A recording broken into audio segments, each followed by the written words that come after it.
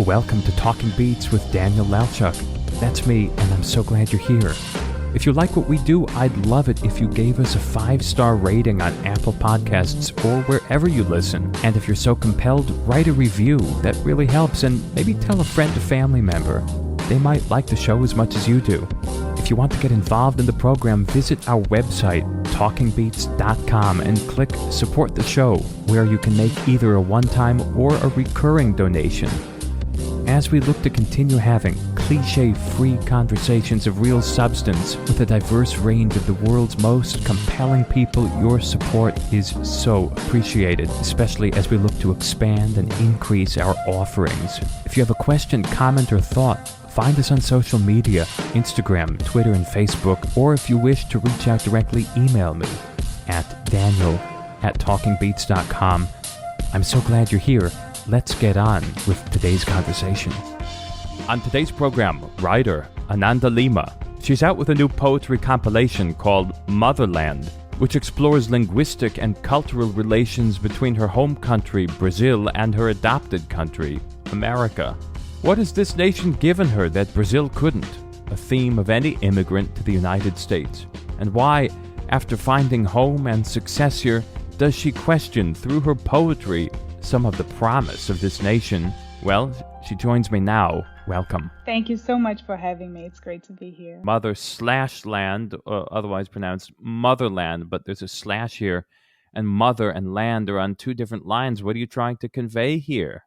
Yeah, so I think, the immediate thing, which is certainly part of what I'm doing there, is both mother and land, and the whole word, right? So all the things that you associate with mother, with land, and with motherland. And I could write it without the slash, and I think that would be there. But I think putting the slash kind of opens up for people to think about it and activate the two words that are already there, mother and land. And I think that kind of sets you up for what's happening in the book, where the slash can be like a line break, where the first line activates one reading, the second line another reading, and them together yet another reading. If that makes sense. Yes, and indeed, there's a lot of varied punctuation in the poetry, which we can get into. But this is a portrayal of you as an immigrant, as you, a foreigner living in your new adopted country, America. You're from Brazil originally.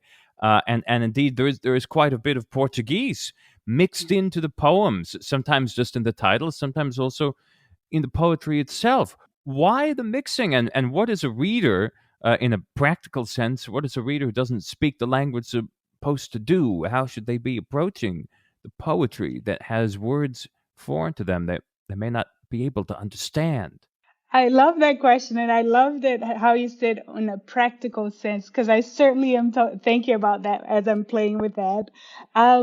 So there's a couple of things that go into that answer. One is like a more high level, conceptually, like thinking of what I'm doing as a whole, and the other one is sort of getting into the nitty gritty on when I'm actually working in individual poems. So overall, there's a couple of things that I'm playing with. On one side is because I'm an immigrant, right? And I sort of immigrated as a young adult, so I didn't grow up here. There's a lot of context that I'm always missing in conversation, or when I'm reading things and people say, "Oh, remember that Super Bowl ad or whatever?" And I'm like, I have no idea what people are talking about. That happens a lot. And I think that's not just true of immigrants, but anybody who kind of enters a context where their background doesn't match that context. So I guess if you're like a first generation college student, people will be talking and you'll be missing a lot of the things they're referring to as well.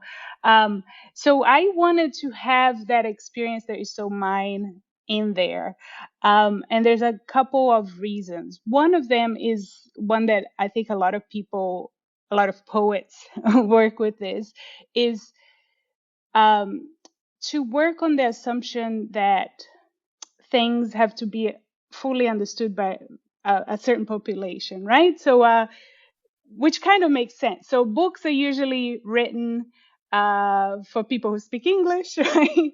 That makes sense. And also, um, historically, they make catered for a certain background. Like it could be a white person who is kind of whoever is considered mainstream. And I wanted to write a book that doesn't cater to that person. Um, and I think there's a couple of things to that. One is that I think it's important for the person to even realize that the other books are catered to them, and I think when there's a gap there, when they don't understand, they're like, wait, this is different. I can understand all the other books. But do you think it's the definition of catering to simply have a book in the language of the population who might be buying it at a bookstore in the United States? Is No, I is is don't that think. is that is that catering, or is that allowing the reader to enter the world of the writer in the best way possible? Yes, I don't think that's the definition of catering. I love that question. I don't think like books should be written in a language you don't understand. I don't think that's the definition of catering. I think as a poet or as a poet, you find a way to poke at that is kind of like pushing it. So I don't think books should all be bilingual, but I think to provoke that experience, there's a way to provoke that experience in this one book. You know what I mean? So things are catered in other ways. So um, let me think of how to explain that in my experience. So, for example, if you go to a writing workshop, and I don't know if writers usually go to writer workshops where people discuss their stories. um, so people go, I don't understand this. And for me, it's fascinating that you find that it is a problem in a story that you don't understand a part of it. Because for me, I'm not understanding all the time, and I either imagine or look it up. I don't think that books should be bilingual, but this was my way to poke at that idea, if that makes sense. Yes, indeed it does. I think it would be useful for the reader to have a translation or a dictionary or the internet nearby. Right. You do certainly put a big emphasis on language, Yeah. and there's a lot of interesting use of the English language, and then there is, as we said, Portuguese mixed in. How do you go I love. about the mixing process? I understand Yeah. that Yeah. you're in a sense challenging an only English speaking reader, challenging them to say, look, not everything for a foreigner is as easy Eh, and accessible maybe as for a native English speaker. So you throw in these words or phrases here and there to say, look, there's other stuff out there. Yes, I love that question too, because like you need a dictionary or the internet. I love, like, you mentioning those solutions. So I think I will get into how I go about it, but there's another side to like the high concept, which is not. It's actually kind of like the flip side of that, right? So when people talk about a lot of people that work on either bilingual work or things that challenge access, it's kind of like, wow, I want you to see what it's like. It sounds kind of like, I don't know, didactic or punitive, but there's also a joy to it. I actually enjoy times when I encounter things that are not transparent to me, because I love observing what I do with it. Either look it up or imagine, times when I don't look it up and I use what I know. I actually enjoy that experience. So I wanted to give that to the reader as well. So when I'm working on making the poems, um, I had a high level like project. So I had this goal that is, I'm going to see different ways that I can do this and different things that I can give the reader. And so I'm not always approaching in the same way. So sometimes it happens very naturally just because I'm bilingual, so both languages are in my brain, and it happens very naturally. And then when I go about editing and seeing what stays and what goes, I think, okay, this is a poem where what I'm giving the reader is sonic. So I'm very much just working on the sounds, which I love imagining that the speaker doesn't even know what it sounds like and they have to build that in their own brain, you know.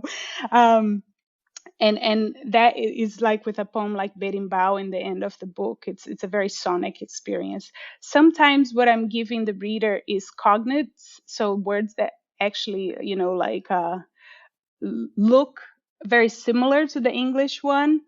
Um, and sometimes what I'm giving them um, is a form. So, you know, in poetry, there's these repeating forms. Like, for example, a pantun is a form that is known to poets, right?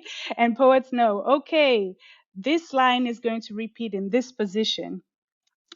And then if they know the form, they will know that that line in Portuguese actually is a kind of translation of a previous line. But to access that, you have to know the form, right? Um, so I'm playing with how people of different backgrounds will be able to get partial information differently from the same poem, and that gives me a lot of joy, you know. Yeah, And I yeah. think yeah, and I think, you know, for the reader who's like me, who enjoys this kind of shenanigans, you know, it will give them joy too. So yes, different poems. I went about making that specific poem in different ways, but I had this overarching thing that um, what am I giving this person if they don't look anything up?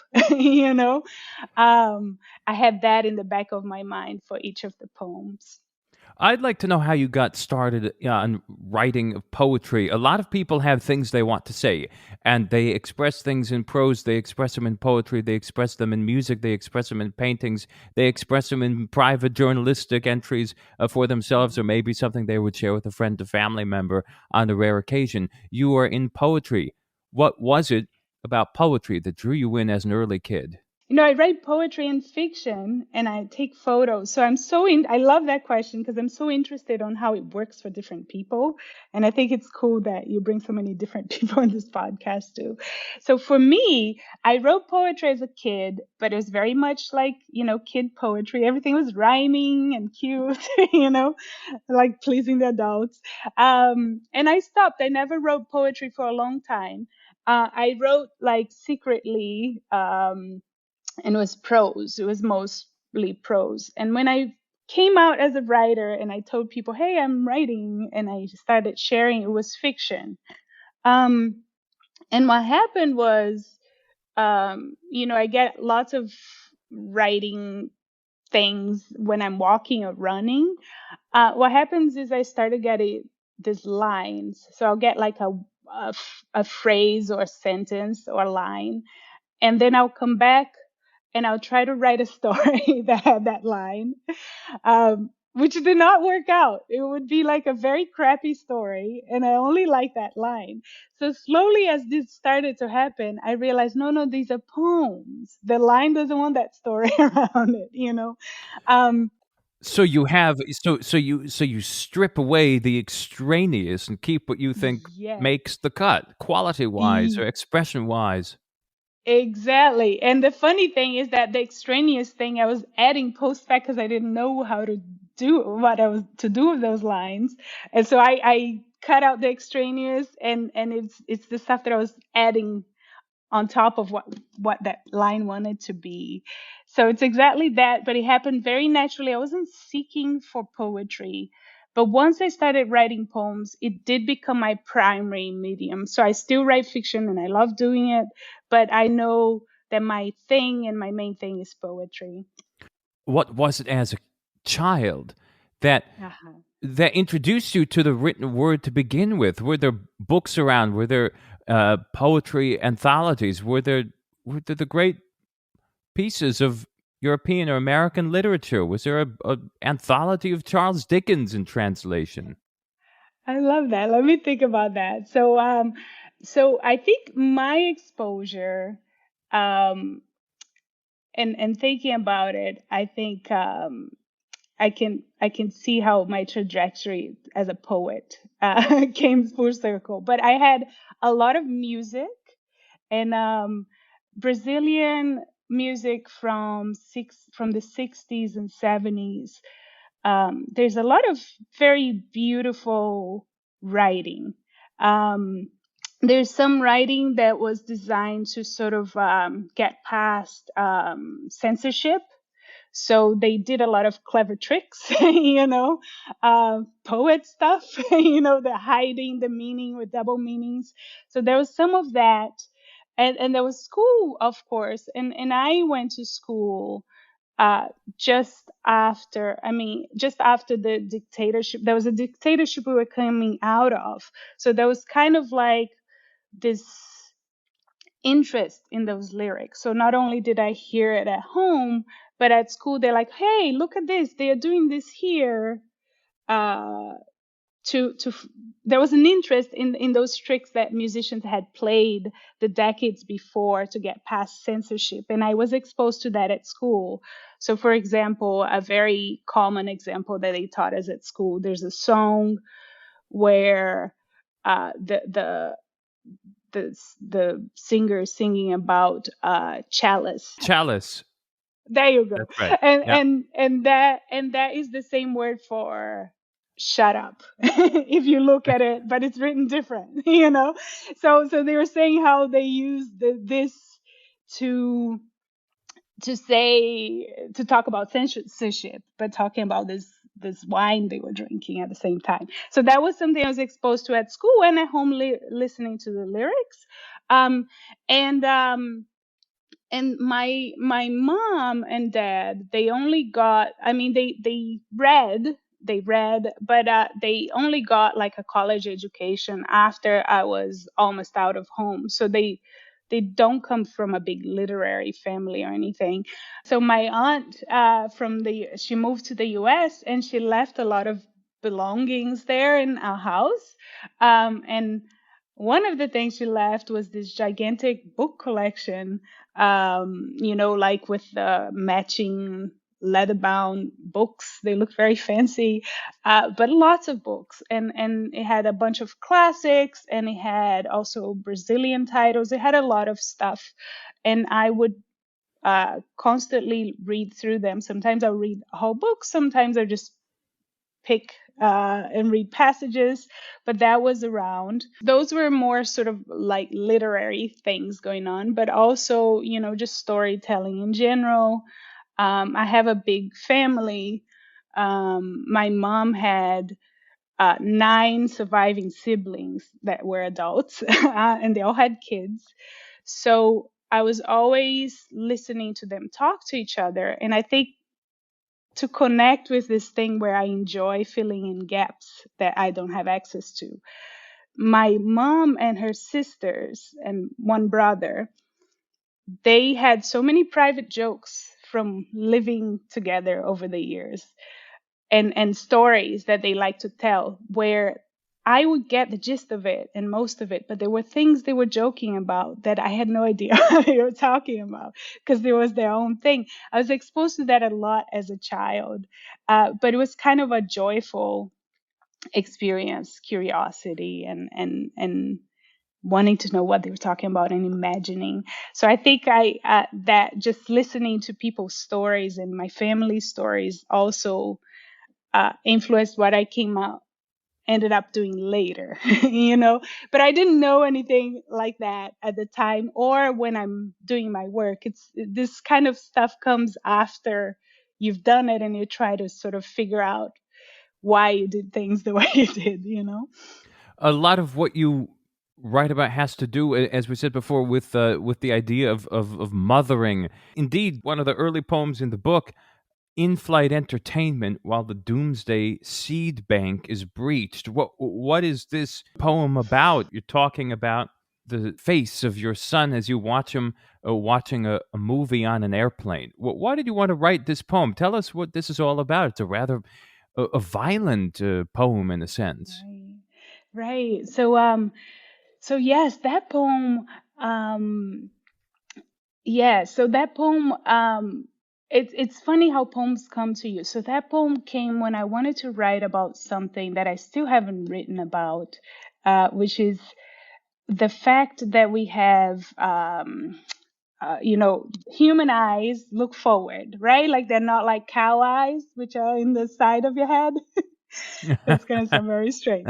So this is how I started that poem. See how weird it is. So it's and then I read somewhere that if you have front facing eyes, it's a predator eyes, right? And then if you have side facing eyes, it's non-predator eyes, because you're sort of scanning for Hmm. predator. You want to see everything, but when you have front facing eyes, you sort of focus on the thing you're gonna attack. And so little things like that stay for months with me. I'm like, I have to write with this because that's so weird and uncomfortable. But what were you thinking about while you looked at your son on the aeroplane? Right. So I in the plane. So this stays with this fact stays with you, right? And then the other thing is like human sapiens, like being the only humans, and how did that come about? So these things are in my head for months, and then I watch this movie, Ice Age, which is a very, I don't know, funny cartoon for kids. Have you maybe watched that No, one? no, I haven't. I I'll put it on Yeah. the list of cartoons to watch. I'm not recommending it. So it's just in case you want to see what it is. But I wouldn't have watched it either if I didn't have a kid. But it's a cartoon, and it just freaks me out a lot, that cartoon. First of all, it's like, Ice Age, like this extinct animals. I haven't watched the whole thing. I just saw him watching on the airplane. And what freaked me out is both the idea of the cartoon, because it's this animals that are gonna go extinct, but also the violence, right? So it's less of a violence like, oh, they are fighting this group that they hate. It's not that kind of violence. It's more like slapstick violence. Like, there's this little recurring animal that goes after this nut. It's like there's a nut that he wants to eat, and it rolls around, and he's sort of always trying to get it, but he always gets like smashed and banged and falls into holes. But I was just watching that and sort of like, I was tensed because so many this animal is just being punched, left, right, and center, and that's supposed to be funny. So that was freaking me out a lot. I can't even watch this thing. I'm like closing my eyes, but it's supposed to be funny for a little kid. So watching that, I started writing that poem with that image, and the other thing that was freaking me out at the time was this global seed vault place that holds all the world's seeds that people know about. And there was a breach because of melting ice. They have since fixed it for now, but that was freaking me out at the time. So I love this question because it's a very typical situation where a poem comes about. You have all these facts that are sort of, I don't know, bothering you or interesting you, and you're thinking about it for months, and then suddenly they all come together into this one object. And I don't plan how they're going to come together, but I'm thinking about them separately. And then this thing happens, which is my son watching this cartoon, which he's watching because it's on the plane, because I wouldn't like rent it for him. But we're trapped there, so he's gonna watch all this stuff. and and that brought about all these things that were bothering me that I didn't know how to write about um, in that moment. So that happens a lot. I have these things, and then suddenly, oh, this image that I would never imagine that this would be the thing, help me write about it. The other thing that I like about that poem is that it kind of looks like icebergs on the side that goes with ice, So all these things come together, which is why one of the many reasons why I love working with poetry is that um, if I let myself just go with it, things that come together that would be very difficult for me to put together if I were doing prose and explaining the connections. I think it wouldn't work. It would be too crazy, But in poetry, there's more flexibility to see how those things come all together into one poem. And that's why it's so freaky, you know. A lot of a lot of this is about your experience in America. Are you happy in America? What is your day-to-day experience? You've gotten a lot out of this country, to be sure, publications and illustrious degrees, et cetera, et cetera, et cetera. But you certainly don't view this as a perfect society. Well, what's your relationship to America and your foreign relationship to your home country, Brazil? Yes. I love that question. Um, because I'm very uncomfortable in America and I haven't always been that uncomfortable with America. But, I have this thought lately that maybe America, even though I have very specific gripes that make me uncomfortable here, uh, and those are very true for me. But I also think, well, maybe America for me is a metaphor for the whole thing, the whole world, because there are so many problems everywhere. Because I'm like, where could I go? But it's very hard. But yes, I have found a lot of joy here, and I've had a very good life here. Um, but also, all those things that I wrote are also true, you know. Hmm. Um, and I think it's a reflection of how present those problems are in my mind, even though I'm having a great life and having a good time, um, I'm always concerned about those things, both because I'm having a good life. So there's that poem, When They Come For Us on the Seventh Train, at the end.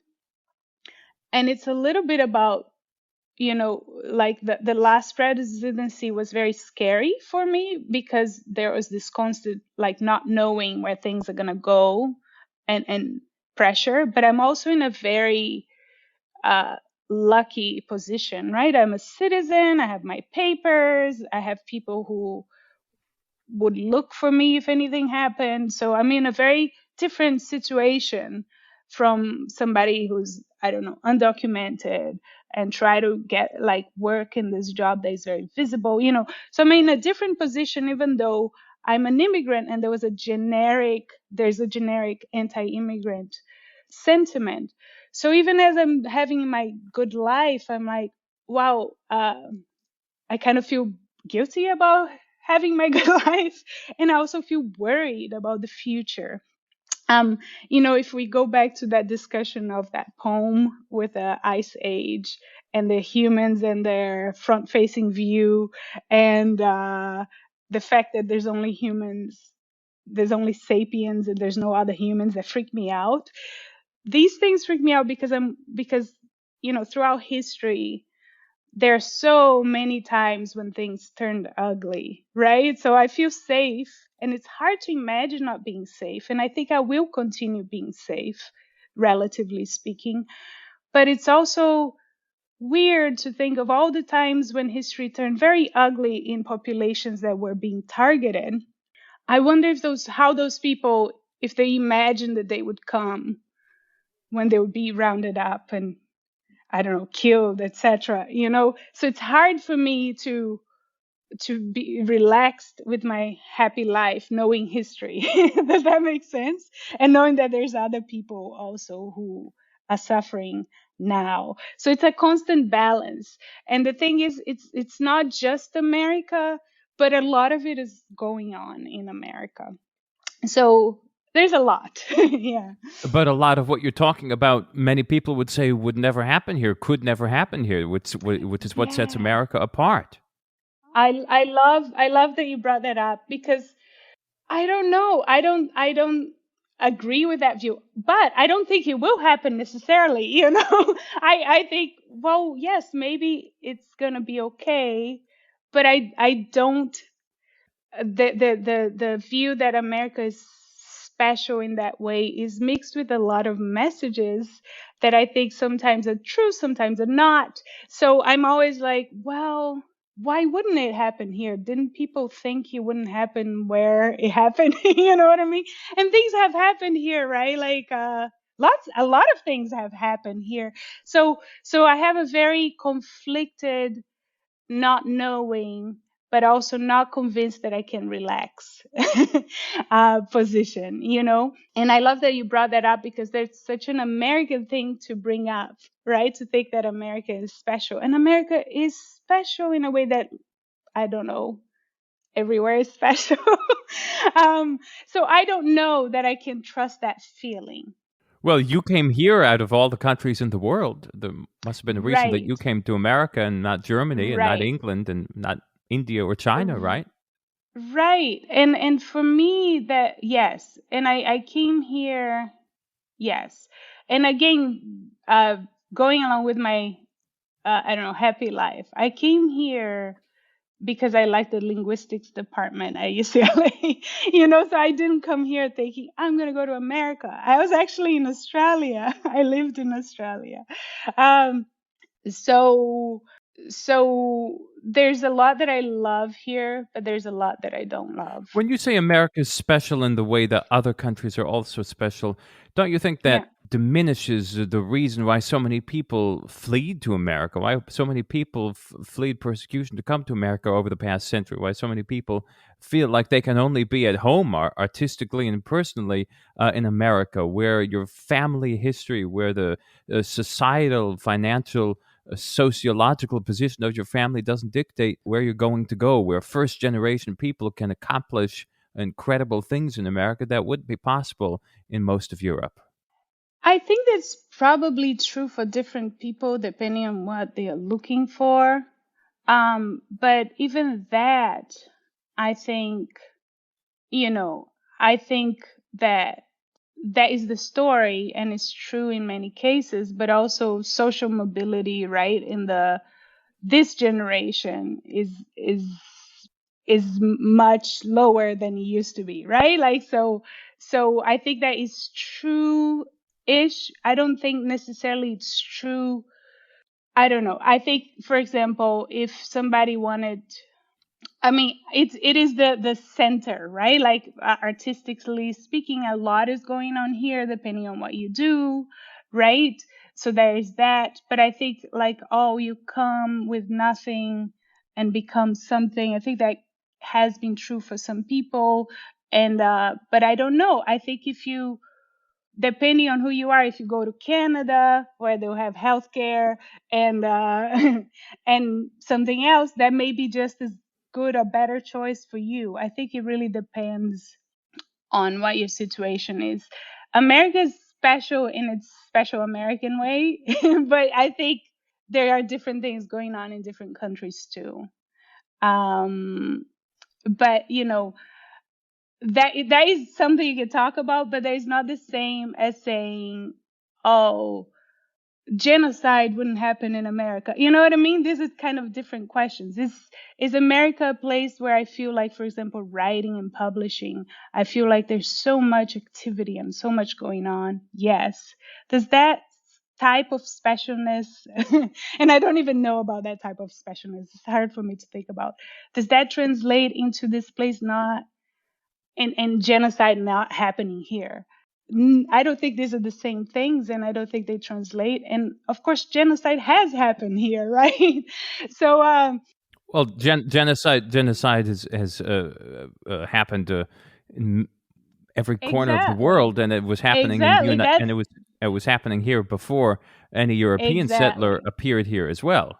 Yes, what I'm saying, but that's the question, right? Is America? I'm not saying that it doesn't happen in the rest of the world, but the question was is if America is special in that it won't happen here. You see what I mean? I'm not saying, oh, it won't happen elsewhere or it doesn't happen elsewhere. I'm saying I don't feel like I can count on it not happening here. I'm not saying it's going to happen here in the current wave, you know what I mean? But I'm saying I wouldn't rule it out based on America being special.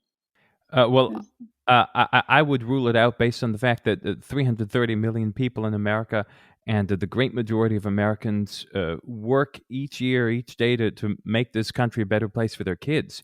And that, I believe, is the real tale of America that perhaps isn't on social media very much, perhaps not in the mainstream media very much, that the great majority of Americans simply want to have their kids have a better life than they did. And in fact, going along with what you mentioned, you said, well, social mobility is possible for some people and not others. In 2015, for example, just a few years back, 56% of all undergraduates were first generation college student. Um, and that's an incredible number. 56% of all undergraduates were first generation college students. I would be shocked if it approached that number in any other Western country, not to mention non-Western country. And as someone who's been privileged to perform concerts all over the world in every corner from Middle East through Asia and everywhere else. I do see a freedom of expression here, and I see a freedom of mobility that I believe you respectfully are diminishing. Yeah, I think there's a lot of things mixed in. I love that statistics. I don't love student debt and how hard it is to escape, but I love that. I think there's a lot of things mixing here, right? So I wasn't talking about this, there's not awesome things happening here, right? I was answering the question if I think that America is special in a way that genocide would not happen here. I'm not saying it's going to happen, right? I'm just saying, or if not, you know, things that I worry about, violence, that targeted violence, targeting a group of people, right? But also genocide would not happen here because America is special. Speaking about targeting violence, the rise in anti-Semitic attacks over the past year is incredible statistic. Right. Hate crimes against Jews all over the country, from New York to Los Angeles and everywhere in between, have been skyrocketing. To name one group of people who is often not covered by social media or media. Right. And also, yes. And then, yes, yep, very concerning. You know, um, things that are covered, African American and brown people, police violence, all this stuff. But I'm not, these are all related questions, but they're not the same question, right? Like, are there awesome, energizing, lovely things happen in America? Yes. That is not the same question of should I never worry about the current climate turning into something uglier. Those are different questions.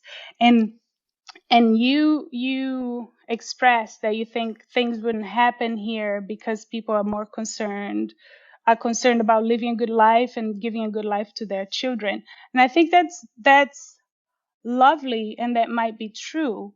I don't feel like I can rule out, and I feel like I can just relax here based on that. I think there are wonderful people. I know a lot of people here that I love, and from all sorts of populations and all sorts of places. I think there's wonderful things happening here.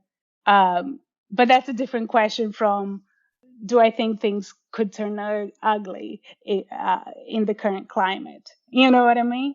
Um, both things can be true. There's a lot of things happening, right? So I can be worried about the climate and who will and does suffer from violence that is targeted at groups of people, like the example you mentioned, while still thinking, wow, there's wonderful things going on here.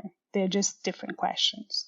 Talking about wonderful things, as you know, Nanda Lima, everybody speaks about music on this program. What does music do for you? Music is the great unifier, and there's no more diverse place to hear music than on the American concert stage. What's music for you? Yeah, so music for me, I love that. Just thinking of coming here, I started thinking about it. So um I think music was very important in my, as I mentioned before, in my becoming the person who I am.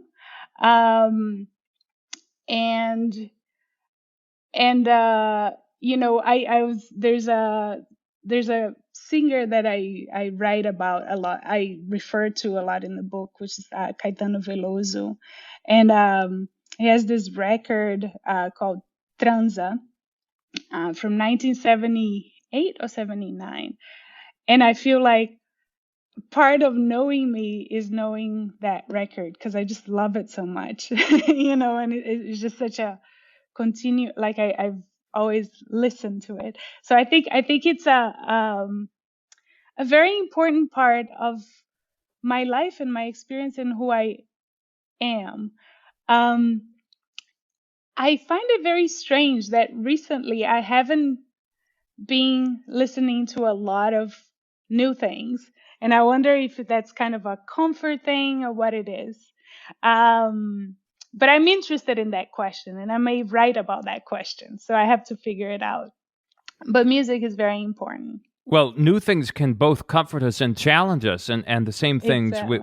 with old, because great music can evolve with you, should evolve with you, and you can hear it differently today than you did 5 years ago. At the same time, discovering new repertoire is a wonderful way to expand one's worldview and expand one's emotional and sonic possibilities, because you can hear a sound or an instrumental or a vocal combination you never heard before. It can move you in a new Mm. way. That's totally true. I just sharing something for this year because this year has been different and sometimes past year and a half, a couple of years. Um, I remember like the first public thing that I went to was this July. I went to like a poetry reading, as I love going to, and it was very weird and magical and wonderful. Um, it was at a bar here in Chicago. And then after the poetry reading, I didn't even know this, but they had this musician come, and his name was Daniel Levin, one of those. Hmm. Um, and I was floored. I was just so, it was just so, I was just so open and moved in a way that I had not like felt in a long, long time. And it's because I hadn't been to a live music thing, and it was just so disarming and so overwhelming, And it was experimental and instrumental, So it wasn't like I was thinking of particular themes or you know a particular thing, but it was just this pure feeling without attaching to words or pictures, and it's just so restorative. So I'm very interested in this non-verbal, non-image thing with music. It's really magical for me as a person who works with words and pictures, to be able to have this experience that I can't describe and I can't paraphrase in these other mediums is very magical. So I'm very grateful to musicians. Well, it is attributed to many people, but indeed, I think the most often attribution to this quote is Hans Christian Andersen, "Where words fail, music speaks," and Love this it. there is this idea that music expresses everything that you can't write in words, but at the same time, it's so brutally specific that it conjures up the Yes, most specific things, but they can't be written down, and those two can I love coexist. that. Yeah, that's very cool. I love that. And as somebody who cannot, like, I have no musical ability, so I just enjoy it. I'm just fascinated by that because photographs and visual arts has a nonverbal, but I love going along with the quote that you read. It's not only the nonverbal, but it's also not necessarily visual. Of course, there can be visual things happening inside you, but it doesn't depend on that. So I just love experiencing that and and knowing that it exists. To me, music is the most democratic of any fine art. Yes, It doesn't require anything yes, at all. And these days, with the preponderance of the internet and how easy it is to access music, it doesn't even require you have transportation to a museum. It doesn't require you can yes. pay an entry fare to a concert or need to find a way to get your hands on a great piece of literature or a book of poetry. Anybody with the power of the cell phone now, and I think it's fair to say across all economic classes, cell phones are pretty widespread. You can access millions of hours of wonderful music, and for that we can all be grateful. I love that. And I so agree. And, I think that is so true the way you described with today, with access to your phone, etc. But also, when I was growing up, um, there was, before my big collection of books, my aunt's big collection of books, or people with less education and people who didn't even know how to write or read. Music in Brazil was so alive and there was so important, and there was so much beauty and richness that was accessible to everybody in the radio. So I really feel that I've seen that democratic nature so much in my life. Jobim, Antonio Carlos Jobim, and the duets with Elis Regina. How do you pronounce this? That sounds great. Elis Regina. Águas de Marco. How do you say that? Yeah. Águas de Março. Marzo, yeah, that's right. And this was an introduction to me when I went to a friend's house and they were playing this spectacular duet. And now I put this music on all the time, and it's quite extraordinary indeed. Ananda Lima, what comes next for you? This poetry compilation is out this fall. What are you working on now? The cold months, are you sitting by a fire with a pad and a pen and paper? I love that. I do feel very cozy writing this season. So I'm working on two things. One is my next poetry collection, which is going to take a long time because it's still a baby, but it's very much on vision and visual perception, parallax effect, and binocular vision. So it's kind of different, like there is some of the motherhood stuff, but it's very much based on perception and vision, which is why I'm so interested now in things that lack that, like music. So that's one, the visual poetry collection. And the other one is a short story collection that I've been writing for a long time that I'm sort of wrapping up this year. We'll look forward to it all with some provoking statements indeed, and some candid views of the written word and your adopted home country, Ananda Lima. Indeed, I thank you. Thank you so much. You've been listening to Talking Beats with Daniel Lelchuk. The original theme music is by Ronald Barkham. The content coordinator is Nathaniel Mose, and Doug Christian is executive producer. We invite you to subscribe and leave a 5-star review on Apple, Spotify, or anywhere you get your podcasts. You can support us at patreon.com/talkingbeats. That's patreon.com/talkingbeats. And be sure to check us out on social media. We'll see you next time on Talking Beats with Daniel Lelchuk.